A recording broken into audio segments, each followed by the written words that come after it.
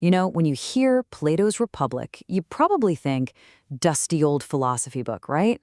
Well, think again. This thing isn't just a book. It's one of the most radical, maybe even terrifying blueprints for social engineering ever. Seriously, Plato wasn't just thinking out loud here. He was drawing up a plan, a step-by-step guide to build the perfect citizen from scratch. This is the core question Plato is obsessed with. And it's a huge one. How do you actually forge a person from birth whose entire being is dedicated to protecting the state? His answer is, well, it's an incredibly detailed and audacious plan that starts way before a kid even learns to talk. So Plato's answer starts with this special class of people he calls the guardians. They're going to be the defenders and eventually the rulers of his perfect city. But here's the thing. You don't just find these guardians. You have to make them. And that means every single thing in their childhood, from the songs they hear to the games they play, has to be meticulously controlled. So Plato has this, a list of specs for his guardians. And these are totally non-negotiable. They've got to be courageous, temperate, holy, all that good stuff. But it's the last one that's the real kicker, the one that changes everything. They have to fear slavery more than death. And that one single idea, well, that's the key that unlocks the most extreme, the most wild parts of his whole plan. Okay, so how do you make someone fear slavery more than they fear dying? Plato's solution is intense. You basically have to perform surgery on their soul. And the first cut is the most shocking one, the total censorship of stories and art. Because for Plato, the stories we tell our kids don't just entertain them. They literally build their reality. Plato's diagnosis is brutally simple. He says the fear of what happens after you die is the root of all cowardice. A soldier who's scared of the afterlife is going to hesitate.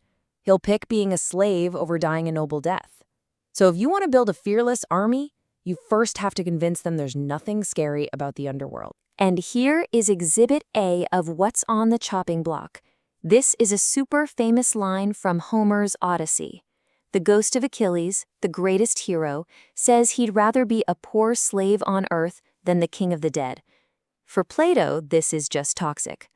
A line like this, he says, has to be completely obliterated from the culture because it makes death sound awful. And the purge doesn't stop there. Any poet who describes Hades as grim and squalid, or talks about terrifying ghosts and sapless shades, it's all forbidden. Plato pretty much orders the poets to start talking up the afterlife or just keep their mouths shut about it. The goal is to completely defang the fear of the unknown. It's not just about death either. Any kind of extreme emotion is seen as a major weakness. You can't have your famous heroes weeping and wailing all over the place. And get this, even the gods can't be shown grieving or bursting out in uncontrollable laughter. Everyone, gods and heroes alike, has to be rewritten to be a perfect model of stoic self-control, because the future guardians are going to copy everything they see and hear. So what you end up with is a very deliberate swapping of one ideal for another. The complex, emotional, passionate hero from Homer, he's out. And in his place, we get Plato's engineered guardian. Cool, rational, and totally unflinching in his service to the state. It's a complete re-engineering of what it even means to be a hero. All right, so once he's controlled the stories, Plato turns his attention to the actual soundscape of the city. To him, music is not just entertainment. No, it's a powerful force that gets right past your rational brain and sinks deep into your soul, shaping your character without you even knowing it. And get this, Plato gets super specific. He basically creates a state-mandated playlist. So any music that's considered soft or lazy sounding, like the Ionian and Lydian harmonies, banned, gone. He says they just make people lazy and drunk. Even certain instruments, like the flute, are out because they're too complex. So what's left? What makes the cut? Only two modes, the Dorian, because it sounds like a warrior going into battle, and the Phrygian, because it sounds temperate and self-controlled.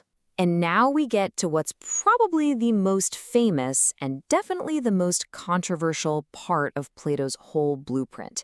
He's controlled the culture, but now he needs a way to get everybody to buy into their place in this super rigid society.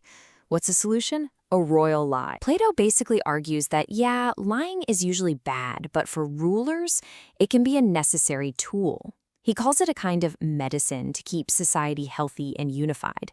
But, and this is a big but, only the rulers get to use it. If a regular person lies to a ruler, Plato says that's a terrible crime, like a patient lying to their doctor about their symptoms. So the lie itself, what he calls an old Phoenician tale, is a pretty brilliant piece of propaganda. It works in 3 steps. First, you tell all the citizens that they're brothers, all born from the same earth. That makes them super patriotic. Second, you tell them that when God made them, he mixed different metals into their souls. And third, this is the really clever part. It's not a rigid caste system. You could have gold parents but be born with silver in your soul, or vice versa.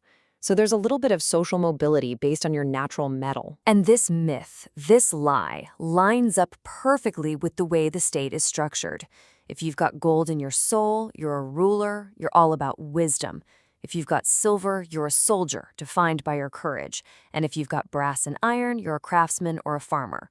So the lie gives this whole rigid hierarchy a divine justification, making it feel natural and right. So the last piece of this whole educational puzzle is to bring everything together. Plato is adamant that the 2 big parts of education, music for the soul and gymnastics for the body, aren't 2 separate things. They're actually 2 sides of the very same coin. He warns that if you get the balance wrong, it's a disaster. A person who only does music and art, they get soft. They become, in his words, a feeble warrior. But the person who only does athletics, the mere athlete, they become a brute, a hater of philosophy, someone who's just uncivilized and violent. Neither one makes a good guardian. And here it is, the beautiful core of his whole theory. The real goal of education isn't just to train the body or the soul. It's to tune them together, like a musician tuning an instrument. The person who can blend the aggressive, spirited part of our nature with the gentle, philosophical part, that person, Plato says, is the true artist, the true harmonist. And just to make sure all this training sticks, the guardians live a life that's completely stripped of any temptation. They have 0 private property. They're not allowed to even touch gold or silver. They live and eat together in barracks, just like soldiers in a camp. It's all designed to make sure their only loyalty, their only interest is the state. So when you put it all together, what you get is Plato's most fundamental belief that politics is really just soulcraft on a massive scale. You can't have a just state unless you first engineer just people.